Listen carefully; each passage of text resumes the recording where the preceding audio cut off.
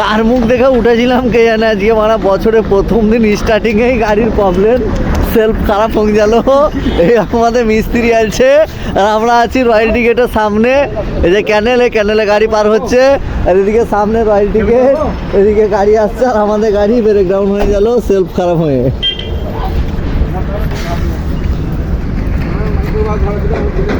মিস্ত্রি এখন গাড়িটা দেখছে। তো মিস্ত্রি চলে এসছে, আপনারা দেখলেন।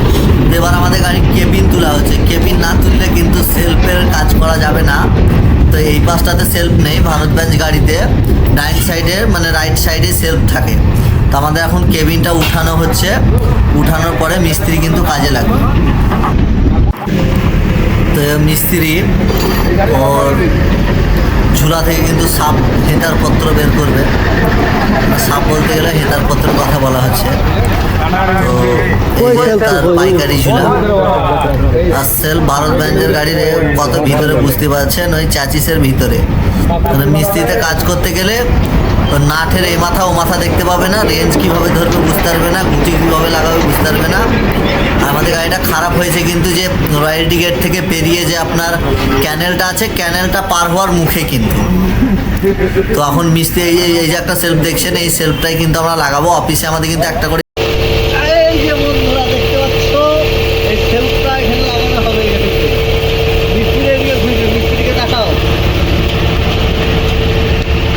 এখন সেলফ খুলছে, একবার তাকান এদিকে তাহলে হয়ে যাবে।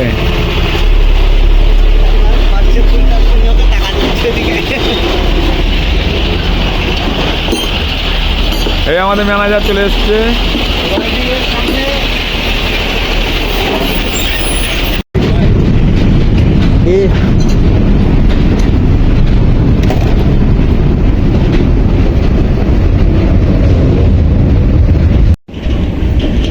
তো আমাদের সেলফ মিস্ত্রি খুলতে পারলে না, সেলফের ভিতরকার এই মালটা খুলে দিয়েছে। এখন ভেঙে আছে সেলফ, খুলে নিয়ে আমি ভেঙে আছে, এই পাট পাট হং ভেঙে গেছে। সেলফ খুলছে এক এক করে মিস্ত্রি।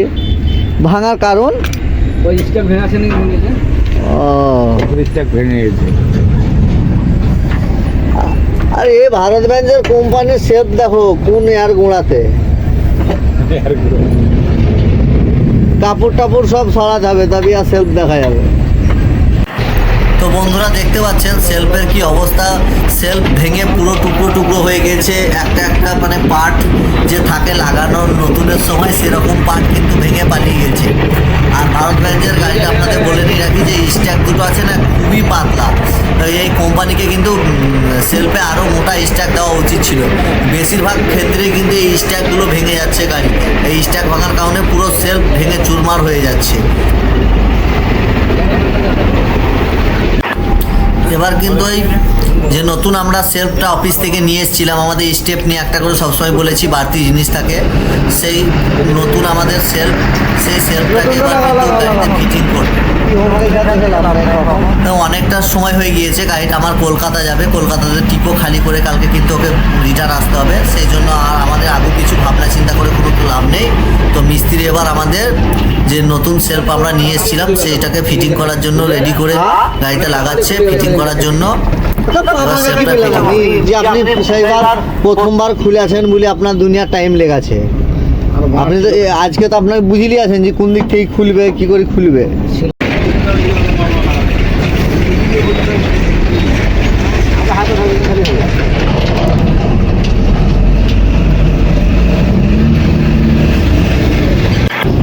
তো বন্ধুরা আমাদের সেলফ লাগা কমপ্লিট হয়ে গিয়েছে।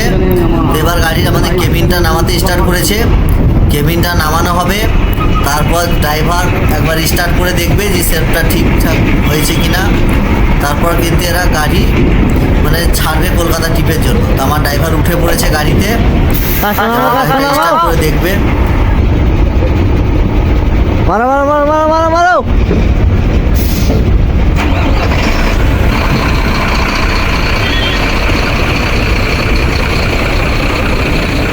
এই লাইট দিতে গেলাও তো দেখি,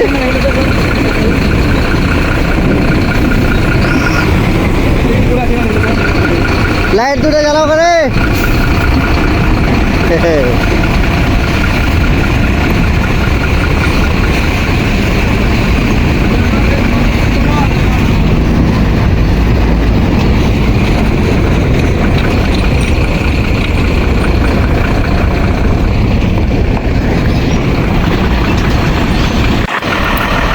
গাড়ি ছাড়ার আগে হালকা করে একটু ওরা কাঁচটা পরিষ্কার করে নিচ্ছে। তারপর গাড়িটা দাঁড়িয়ে থাকার ফলে কাঁচের মধ্যে অনেকটা ধুলো জমে গিয়েছিল, সেটা ওরা পরিষ্কার করে নিচ্ছে।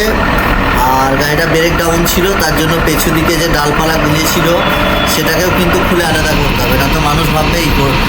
তো আমার খালাসি দেখতে পাচ্ছ পেছু দিক থেকে আসছে, সে ডালপালাগুলো খুলে দিয়েছে, যে গাড়ি আমাদের আর রানিং হয়ে গিয়েছে, আর ব্রেক ডাউন নেই। এরা কিন্তু এবার কলকাতা ট্রিপের জন্য বেরিয়ে পড়লো। আমার কিন্তু বেশিরভাগ গাড়ি চলে কলকাতা, রাজারহাট, বারুইপুর, ধুলাগড়, এই 4টে সাইডে আমার গাড়ি কিন্তু বেশি চলে। তো তাদের কাজ কমপ্লিট, ওরা এবার টিপের জন্য নদগ্যারা হয়ে গেল। আমাদের এবার মিস্ত্রিতে অফিসের দিকে নদগ্যারা হয়ে যাব। আজকের মতন এইখানে অবধি ভিডিও। আরও বিস্তারিত জানতে আমার ইউটিউব চ্যানেলটাকে সাবস্ক্রাইব করুন, পাশে থাকুন, শেয়ার করুন। আরও কোশ্চেন থাকলে আমার নাম্বারে ফোন করে আপনারা জিজ্ঞেস করুন।